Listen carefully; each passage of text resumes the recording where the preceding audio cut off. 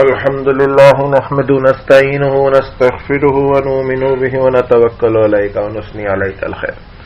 اعوذ بالله من الشیطان الرجیم. بسم اللہ الرحمن الرحیم. الحق اسلامک اکیڈمی کی طرف سے آج کی جو نشست ہے، شاید نمبرنگ میں تھوڑی سی غلطی ہو گئی ہے، بیچ میں 16 کی نشست 2 بار کہہ دی گئی ہے، حالانکہ 16 اور 17 الگ تھی. تو جو آج کی نشست ہے اس کی ہم کوشش کرتے ہیں کہ نمبر بالکل صحیح بتا پائے، مگر وہ بس کبھی کبھی ہو جاتی ہے غلطی تھوڑی سی آگے پیچھے ہو کر.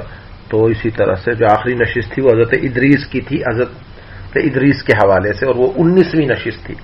تو آج کی 20 نشست ہے الحق اسلامک اکیڈمی اور ورلڈ ریسرچ سینٹر کی طرف سے. 20ویں نشست حضرت نوح علیہ السلام کے حوالے سے ہے. یہ بڑا ایک دلچسپ ٹاپک ہے، ان کے بیٹوں کے حوالے سے، پھر آگے اس پہ اور تحقیقی مباد، پھر تینوں مذاہب کے اس پر عقیدے. ابھی تک مذاہب کی کچھ چیزوں کے اندر چیزیں چلی آ رہی ہیں شروع سے. اسی طرح سے آپ کی بہت ساری چیزیں صاف ہو جائیں گی کہ ان کو آخر اتنی یہود کو چڑ کیوں تھی. آہستہ آہستہ اپنے نشستیں آگے پہنچیں گی، حضرت موسیٰ تک پہنچیں گی، اس کے بعد تک حضرت نوح. اس کو عبرانی کے اندر نوحہ بھی کہتے ہیں، نوح یا نوحہ اور نوح ہم اسلام میں کہتے ہیں. خلاصہ تذکرہ حضرت نوح علیہ السلام. آپ علیہ الصلوۃ والسلام اللہ کے مشہور نبی ہیں. آپ علیہ الصلوۃ والسلام کے نام سے منسوب قرآن پاک میں مستقل ایک سورت ہے جس کا نام سورہ نوح ہے. اس کے علاوہ کم و بیش 43 مقامات پر قرآن میں آپ کا ذکر بھی آیا ہے. حضرت آدم علیہ الصلوۃ والسلام اور آپ علیہ الصلوۃ والسلام کے درمیان تقریباً 1000 سال کا فصل ہے، اور آپ علیہ الصلوۃ والسلام کی عمر بھی طویل تھی. 950 سال تو آپ نے صرف تبلیغ دین کی دعوت دی اور لوگوں کو خدا کی طرف بلایا اور عبادت دی اور دعوت دی عبادت کی. مگر اتنی طویل مدت میں 80 یا 82 کے قریب لگ بھگ لوگ ایمان لائے اور مسلمان ہوئے. حضرت نوح کی یہ بات ہمیں ایک سبق بھی دیتی ہے کہ ہماری زندگی کے 17 18 22 20 25 30 31 32 سال گزر گئے. ہم تو لوگوں کو دعوت دیتے ہیں، لوگ بھائی نمازیں ہی نہیں پڑھتے. ہم تو لوگوں کو دعوت دیتے، ہم اتنی سی عمر میں ہم نے کتنی بار دعوت دی ہوگی. یہ ہمارے نبی ہیں، 950 سال دعوت دی اور 80 اور 82 لوگ مسلمان ہوئے. یہ تو اللہ دیکھتے ہیں، کسی کا گر گڑانا اللہ کو پسند آ جاتا ہے. جس طرح سے، کیونکہ اللہ تو بے نیاز ہے، ماں سے زیادہ محبت کرتا ہے بنی آدم سے، آدم کی اولاد سے، آدم کی اولادوں سے. اس میں لڑکیاں بھی ہیں، لڑکے بھی ہیں. آدم کی تمام اولاد جو انسان ہیں ان سب سے اللہ محبت اور ماؤں سے زیادہ کرتا ہے. 1 2 20 40 70 نہیں، ماؤں سے زیادہ محبت کرتا ہے. ایک ماں کے 2 بچے ہوں اور ایک بچہ روئے، امی پیسے چاہیے پیسے چاہیے پیسے چاہیے پیسے چاہیے پیسے چاہیے پیسے چاہیے، اور ماں اسے پیسے دے دے. اور ایک بچہ بولے امی پیسے چاہیے، ماں اس کو پیسے دے دے. ماں دونوں سے ہی محبت کرتی ہے، مگر ایک کا ضد کرنا، مستی کرنا ماں کو پسند آتا ہے گر گڑا رہا ہے، مانگ رہا ہے. تو اللہ تو ماؤں سے زیادہ محبت کرتے ہیں. اور آدم کے بیٹے نوح سے دیکھنا تھا اور امت کو بتلانا تھا، دیکھو نبی ہے، اتنی محنت کی، تم تھوڑی سی محنت میں ٹوٹ مت جانا کہ لوگ نماز نہیں پڑھتے، لوگ تمہاری بات نہیں مانتے، لوگ تمہاری بات کو تسلیم نہیں کر رہے. کبھی کبھی وقت جواب دیتا ہے، حالات جواب دیتے ہیں. تو آپ علیہ الصلوۃ والسلام کو حق تعالی شانہ کی طرف سے بتلا دیا گیا تھا کہ جو لوگ ایمان لانے والے تھے لا چکے، اب کوئی اور ایمان نہ لائے گا. تو مایوس ہو کر آپ علیہ السلام نے اس خیال سے بدعا کی کہ یہ گمراہ لوگ دوسرے لوگوں کو گمراہ نہ کر دیں. حق تعالی شانہ کی طرف سے آپ کو کشتی بنانے کا حکم ہوا. آپ علیہ الصلوۃ والسلام جانتے نہ تھے کہ کشتی کیسی ہوتی ہے، کیسے بنتی ہے، اس لیے اللہ تعالیٰ نے اپنی نگرانی میں بنانے کا حکم دیا. کفار جب آپ علیہ السلام کو کشتی بناتے ہوئے دیکھتے تو آپ کا مذاق اڑاتے. یہ کشتی کیا تھی؟ ایک بحری جہاز تھا اور 3 منزل کا تھا. جب جہاز مکمل ہو گیا تو طوفان کی ابتدا ہوئی تو آپ علیہ الصلوۃ والسلام نے ہر ایمان لانے والے اور جانور کا ایک جوڑا اس میں سوار کر لیا. 6 ماہ تک یہ طوفان رہا. 10 محرم الحرام یوم عاشورہ کو یہ طوفان ختم ہوا اور وہ کشتی جودی پہاڑ پر ٹھہری. جو حضرت نوح کے ساتھ جو لوگ جانور اس کشتی میں سوار تھے صرف وہی باقی بچے، باقی سب طوفان کے نظر ہو گئے، سب طوفان کے نظر ہو گئے. ابھی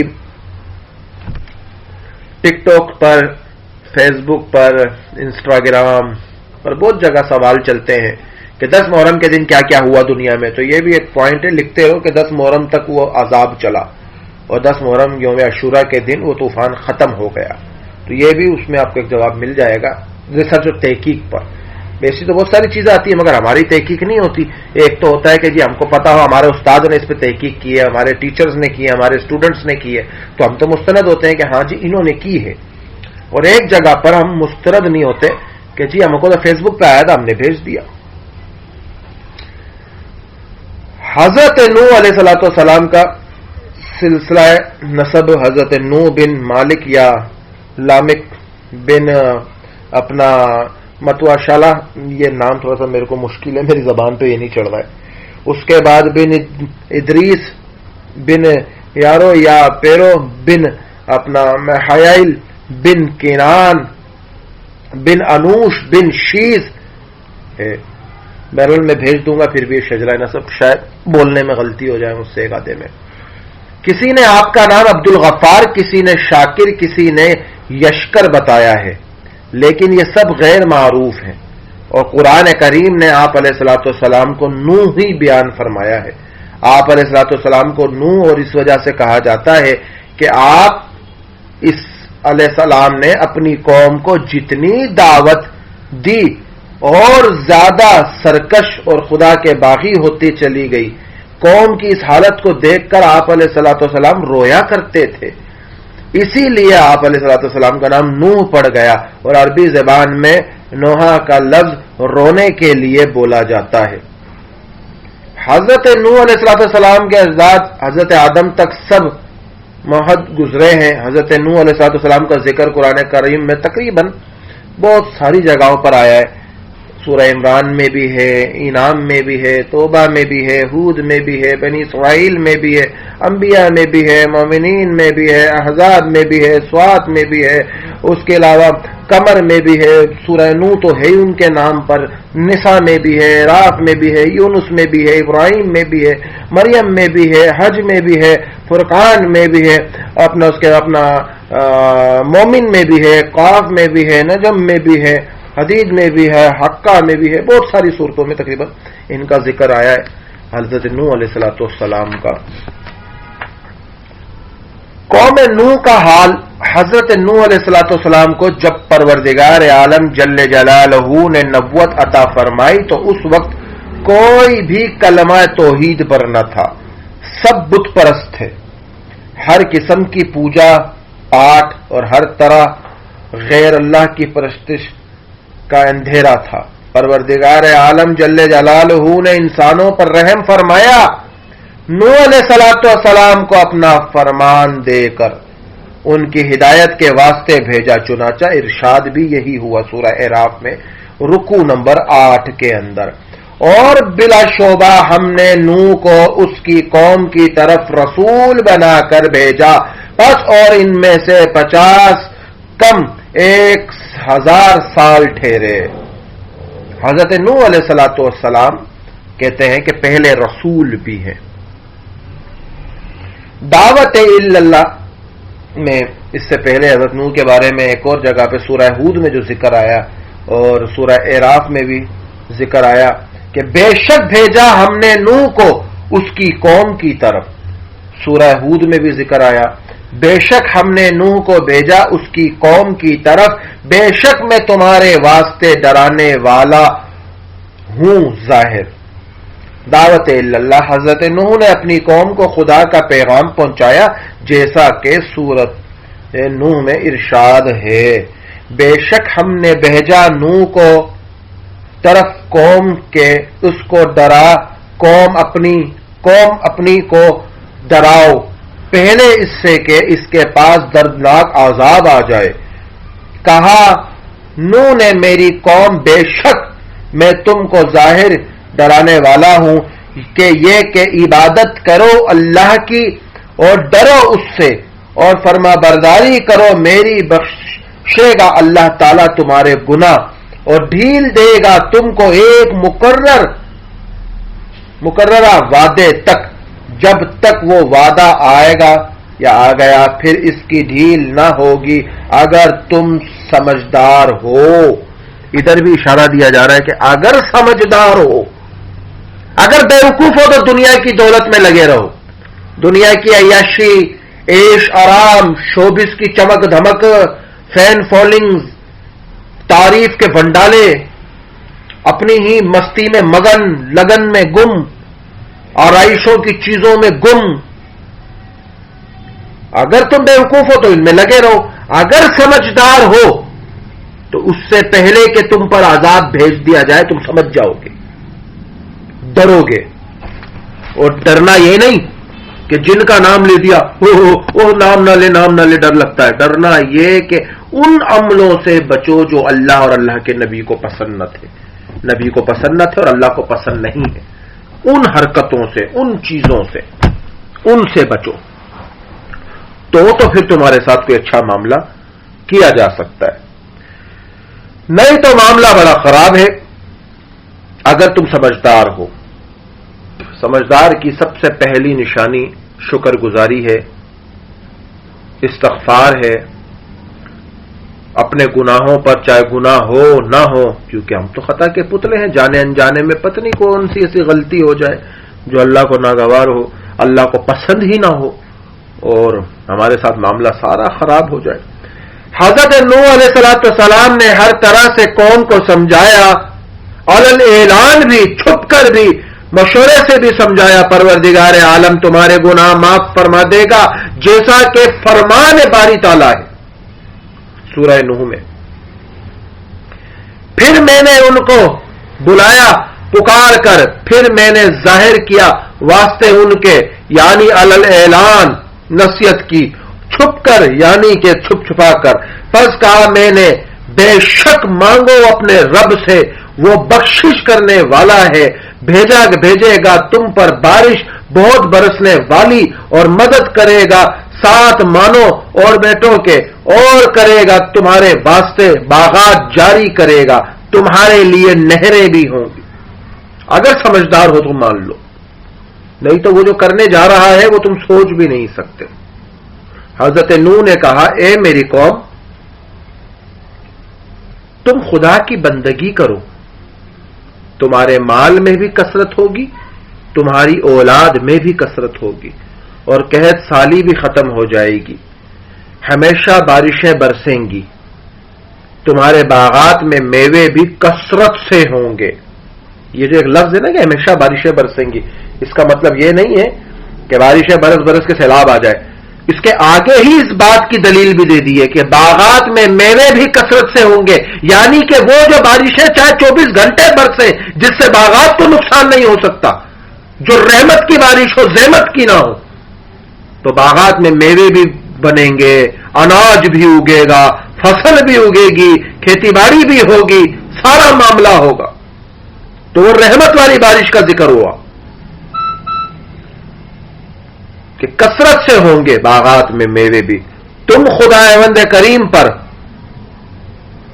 اعتقاد رکھو، خدا کا شکر کرو، اللہ تعالیٰ نے تمہارے واسطے کیسے مضبوط آسمان بنائے اور سورج چاند ستارے سب کچھ تمہارے خاطر پروردگار عالم جل جلالہ نے بنائے، اور تمہیں صرف اپنی عبادت کے لیے بنایا، اور تم صرف اور صرف ہماری عبادت کے لیے ہو۔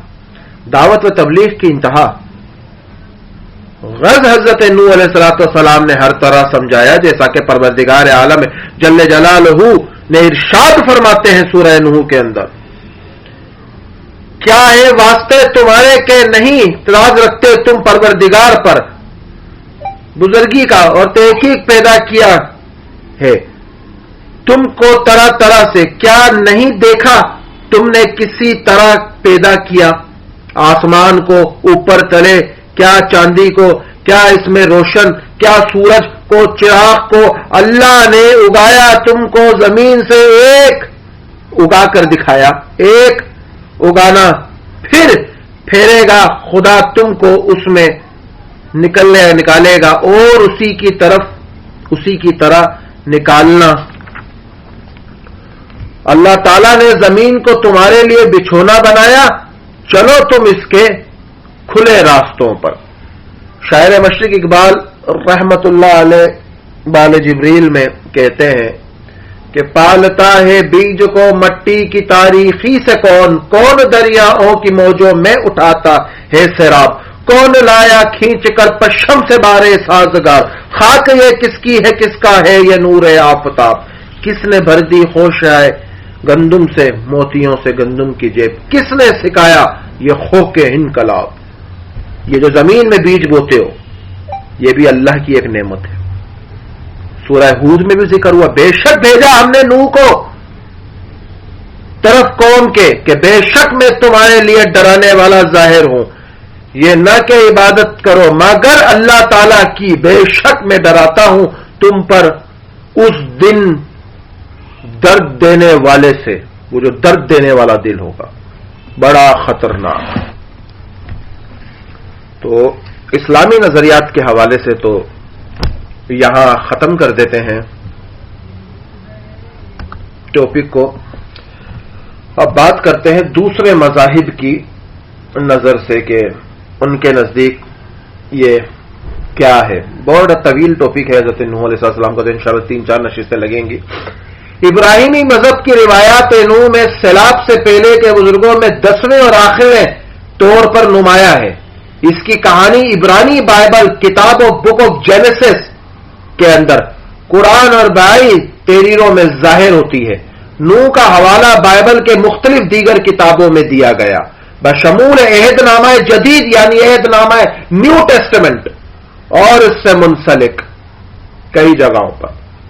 پیدائش کے سیلاب کی داستان بائبل کی سب سے مشہور کہانیوں میں سے ایک ہے۔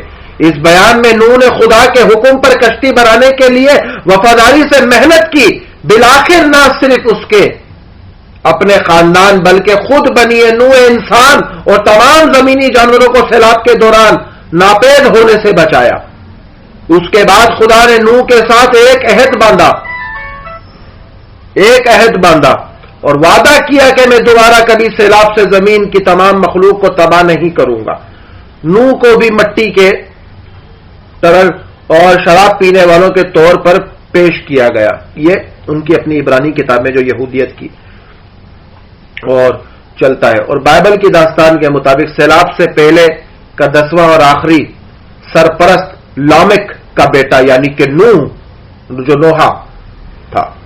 نوح اپنے بیٹوں شیم، حام اور یافت کی پیدائش سے 500 سال پہلے کا ایک داستان، اور بک آف جینیسس کے اندر پیدائش کے سیلاب کی داستان کو بائبل میں پیدائش آف بک یعنی کہ بک آف جینیسس میں باب 9 کے اندر شامل کیا گیا۔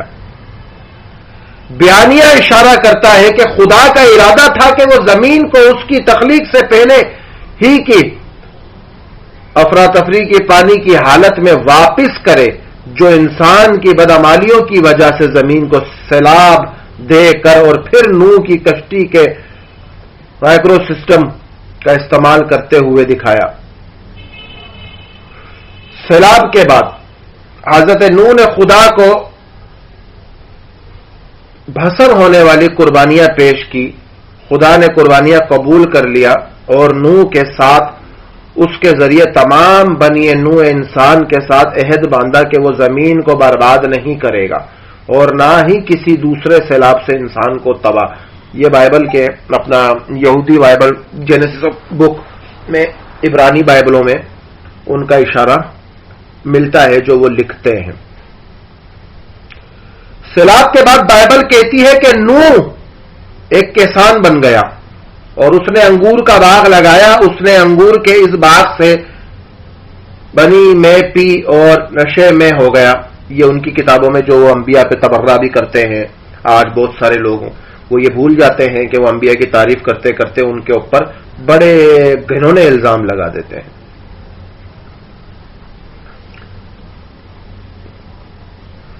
اور اس کے بعد حضرت نوح علیہ الصلوۃ والسلام کے حوالے سے جو بہت ساری چیزیں ہم دیکھتے ہیں یوٹیوب پر، بہت ساری اسرائیلی روایتوں کو چند لوگوں نے اپنے چینل کو چلانے کے چکر میں مار دیے. اسرائیلی روایتوں کو مکس کر کے سنا دیا لوگوں کو. یہ بتانا بھول جاتے ہیں یا بتاتے ہی نہیں ہیں کہ یہ جو باتیں وہ بتا رہے ہیں وہ سارا کا سارا کیا ہے، وہ چیزیں ہیں جو وہ اسرائیلی روایتوں سے لے رہے ہیں، مگر عام طور پر لوگوں کو یہ نہیں بتایا جاتا ہے. کیوں؟ بس وہ ان کو اپنا چینل چلانا ہوتا ہے. اس چینل کی آڑ کے اندر وہ ایسی ایسی باتیں کلپس میں کہہ دیتے ہیں کہ کچھ لوگ سیدھے سادے جو ہوتے ہیں بیچارے، وہ یوٹیوب کی ویڈیو دیکھ کے وہ اندازہ لگاتے ہیں شاید یہی دین ہے کہ نوح کے بارے میں لکھا ہے کہ وہ انگور کا باغ لگایا اور وہ وہاں سے شربت پیتے اور نشے میں ہو جاتے. یہودی انسائکلوپیڈیا کے مطابق بک آف جینیسس نوح کے 2 واقعات پر مشتمل ہے. پہلے میں نوح علیہ الصلوۃ والسلام سیلاب کا ہیرو ہے اور دوسرے میں وہ بنی نوح انسان کا باپ ہے. اور یہ تو ہم بھی مانتے ہیں، مگر ہیرو نہیں، ہم اسے نبی مانتے ہیں. کہ یعنی کہ حضرت نوح نے اپنی قوم کو بتایا کہ اب سیلاب آنے والا ہے، جنہوں نے کلمے پڑھے، جو میرے حکم پر آئے، اللہ کے حکم کو مانا، میرے طریقوں پہ آئے، وہ آ جائے کشتی میں. تو پہلا تو ان کا یہ معاملہ. دوسرا پوری نسل کو پھر ان سے چلایا، بنی نوح انسان کہلائے. بنی آدم بھی تھے، بنی نوح بھی کہلائے.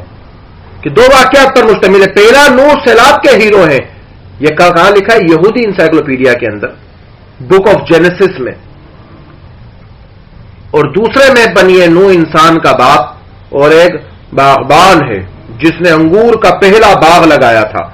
ان 2 داستانوں کے درمیان کردار کے تفاوت نے کچھ ناقدین کو اس بات پر اصرار کرنے کا سبب بنایا ہے کہ مؤخر الذکر بیان کا موضوع پہلے کے مضمون جیسا نہیں تھا.